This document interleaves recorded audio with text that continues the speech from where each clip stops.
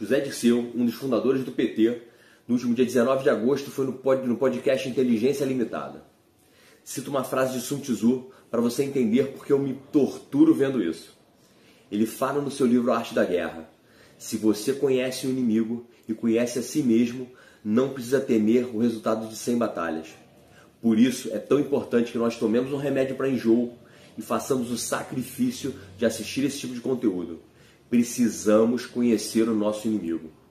Um aviso rápido: esse é o meu ponto de vista sobre declarações públicas feitas no podcast Inteligência Limitada. Estou comentando e criticando argumentos, não lançando acusações novas.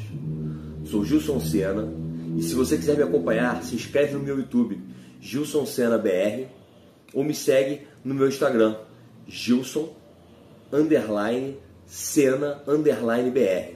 Agora preste atenção que eu vou rebater ponto a ponto a entrevista de José Dirceu sem minhas palavras. José Dirceu é apresentado por muitos como a cabeça pensante do PT. Ele foi ao podcast Inteligência Limitada e abriu a entrevista recontando a própria trajetória como se fosse um épico de virtude. Militância armada, exílio, treinamento militar em Cuba, retorno clandestino ao Brasil com nome falso, documento falso e ainda por cima uma plástica no rosto. Ele diz que tudo isso foi feito por um imperativo moral. Cita até um sequestro de um embaixador americano para trocar por presos políticos. Pergunta a você, que tipo de imperativo moral exige usar documentos falsos, viver na clandestinidade e cometer um sequestro? Defender isso com glória é relativizar a ilegalidade. Ele assume também que a tática mudou. Depois de um certo tempo, muitos amigos revolucionários migraram para igrejas com teologia da libertação, sindicatos, associações, movimentos e partidos. Tudo bem, a tática mudou, mas é importante saber que mudar a tática não apaga escolhas do passado e nem justifica a naturalização de práticas questionáveis. E mais, essa migração para dentro das instituições foi feita com um projeto político: assumir o controle desses setores. No momento da entrevista, ele dá um mole. Afirma que Lula teria se eleito com o apoio da centro-direita e cita Alckmin como exemplo. Isso é uma farsa, uma narrativa.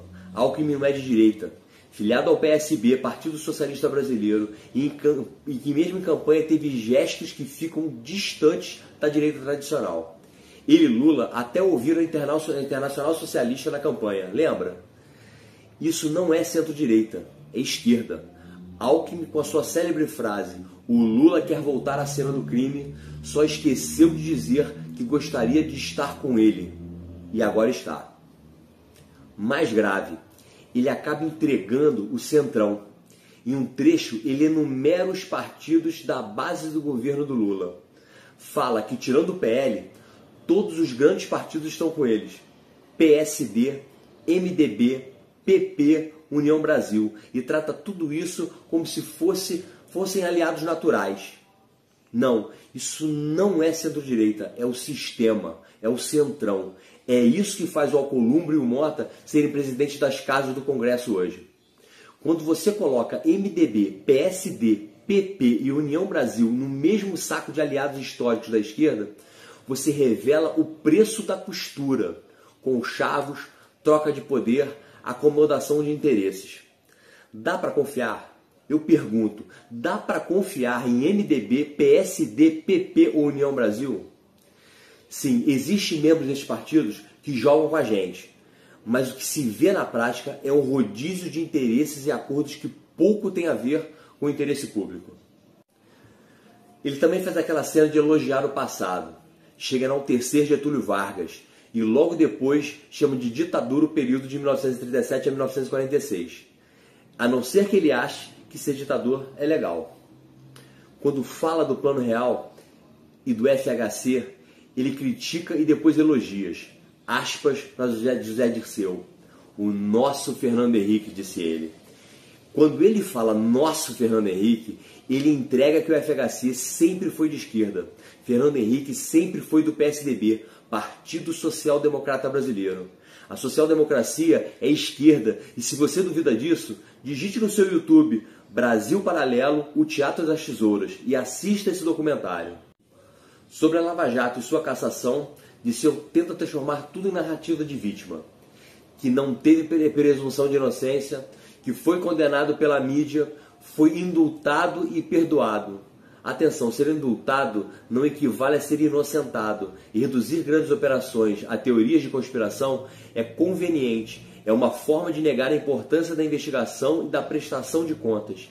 Quem quer governar tem que aceitar o escrutínio público, não se proteger atrás de narrativas de perseguição. Ele nega o mensalão e joga o petrolão na conta da influência externa ou de interesses estadunidenses. Isso é simplório e serve para deslocar a responsabilidade. Quando você tenta transferir a culpa para forças externas sem provas claras, está discursando para uma plateia que já aceita a versão simplista da história. Outro ponto foram as perguntas dos internautas. Foram, na maioria, confortáveis. Isso é um erro tático. A direita erra em não ir preparada para cutucar e testar contradições, deixar perguntas definitivas. Aliás, se a entrevista é feita com mimimi e com condescendência, o entrevistado ganha espaço para vender a narrativa sem de fato ser confrontado. Sobre economia, Dirceu usa uma linguagem que agrada o mercado. Fala em juros menores, Banco Central, ciclo virtuoso, que era um termo que até o Paulo Guedes usava.